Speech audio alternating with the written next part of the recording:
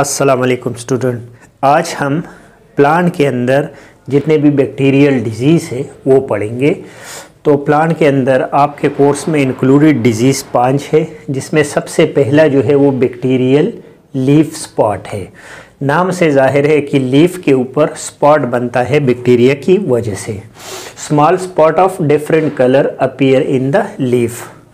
Leaf के ऊपर spot बनता है छोटा सा, जो किस वजह से है? काजिंग एजेंट कौन है? Pseudomonas and Xanthomonas species. दो किस्म के स्पीशी है जिसकी वजह से प्लांट के लीफ के ऊपर छोटा सा दाग बन जाता है, जो बाद में होल या जो सुराख बन जाता है उससे। विक्टिम या जो होस्ट है ये कौन से प्लांट इसके लिए ये डिजीज़ किस प्लांट के अंदर होगी? विक्टिम इसके लिए कौन सा है या मेज़बान इसके लिए कौन सा है? तो वो है ककरबिट्स। जितने जैसे पम्पकिन, कद्दू वगैरह जो फैमिली है वो प्लांट, उस प्लांट के अंदर ये डिजीज़ होगा।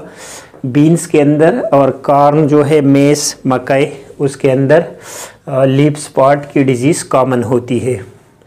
ये इस डिज़ीज़ की साइन एंड सिम्टम क्या होगी, ये आपको दिखाई किस तरह देगा? तो ये आपको सबसे पहले एक डब्बे की सूरत में दिखाई देगा, जो कि डिफरेंट कलर का हो सकता है, मुख्तलिफ कलर का डब्बा हो सकता है। उसके बाद ये फिर इर्रेगुलर शेप में जाएगा और एट द एंड ये पूरा एक सुराख बनेगा येलो कलर का। तो small spot of different colour appear, शुरू में डिफरेंट कलर का होगा, कोई कलर इसका डिफाइन नहीं है। Become irregular later on and then enlarge as a result hole appear in the leaf. Brownish black हो जाएगा lesion and finally yellow hole appears. ये एट द एंड आपको येलो होल प्लांट के leaf के ऊपर नज़र आएगा इस डिज़ीज़ में। आइडियल कंडीशन कौन से है इस डिज़ीज़ के लिए? कौन से कंडीशन में ये बीमारी जो है वो ज़्यादा होगी? By splashing water from rain and irrigation. ये फैलता है खेत के अंदर पानी के थ्रू। अगर आप पानी जो है उसको रेन का पानी हो या फिर इरिगेशन के लिए आप जो बाहर से आप पाशी के लिए जो पानी यूज़ करते हो, उसकी जो छींटे है वो उड़ के एक प्लांट के लीफ से डिजीज़ उठा के, बैक्टीरिया उठा के दूसरे प्लांट के जो हेल्दी प्लांट है वहाँ तक लेके जाता है।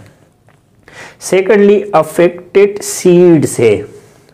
इसके लिए कौन सा रिस्क फैक्टर है? दूसरा, अफेक्टेड सीड। अगर आप ऐसे बीज इस्तेमाल करते हो जिसमें लीफ स्पॉट की डिजीज़ पहले से है, तो जो प्लांट बनेगी उसमें भी ये डिजीज़ होगी।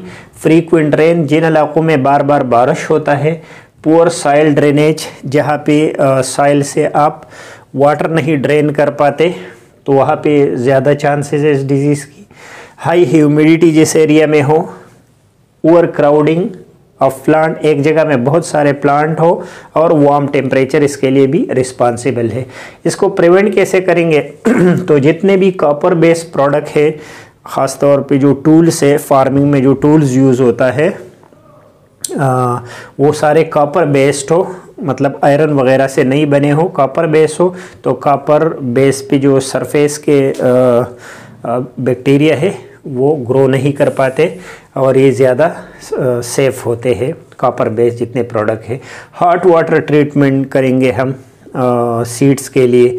इसके अलावा remove and destroy the infected plants. अगर आपको नज़र आए कि खेत के अंदर कोई इन्फेक्टेड प्लांट है तो आप उसको रिमूव करें, लेकिन उसके साथ साथ डिस्ट्रॉय करें। डिस्ट्रॉय मीन या आप उसको बरी कीजिए या आपको इंसिनरेट या उसको आग लगा दे ताकि वो बिल्कुल ख़त्म हो जाए वो प्लांट। जो सीड से उसको सिलेक्शन के वक्त जो है आपने या तो ऐसे रेजिस्टेंट सीड सेलेक्ट करने हैं जिसमें लीफ स्पॉट नहीं होता, या फिर जो सीड है वो हेल्दी हो, उसमें डिजीज़ ना हो।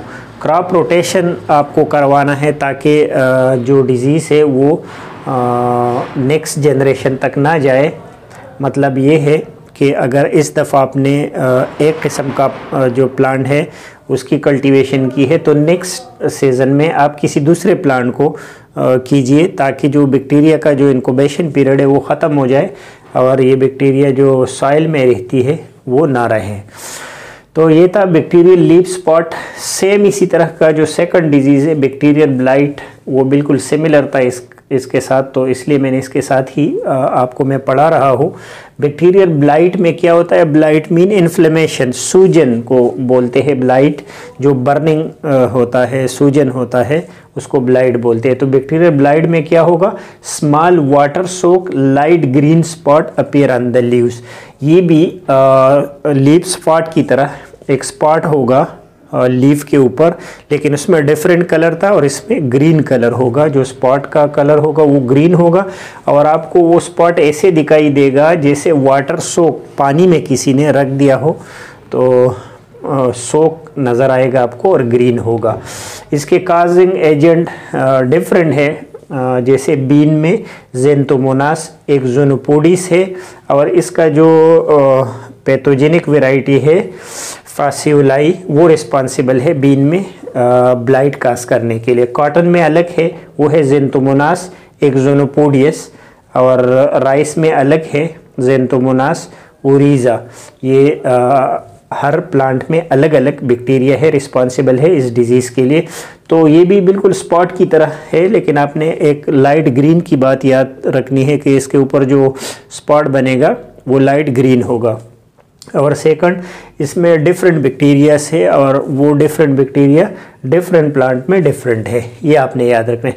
बाकी इसमें सेम उसी तरह के जो साइन एंड सिम्टम है कि शुरू में एक स्पॉट बनेगा ग्रीन कलर का, जो बाद में होल आपको नज़र आएगा।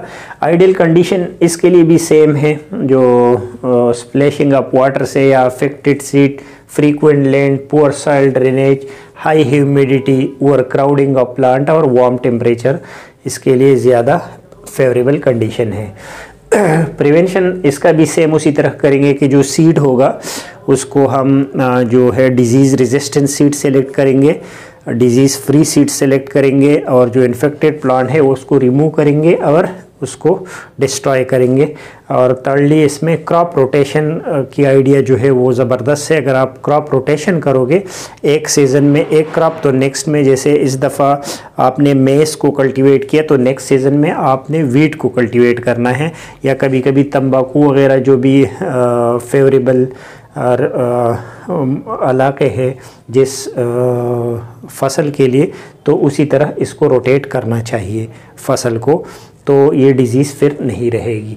तो बैक्टीरियल लीफ स्पॉट और बैक्टीरियल जो ब्लाइट है वो राउंड अबाउट सिमिलर है, काजिंग एजेंट और थोड़ा सा अपीयरेंस का डिफरेंस है। होप आपको समझ आ गया होगा। नेक्स्ट वीडियो तक इजाज़त दीजिए। अल्लाह हाफिज़।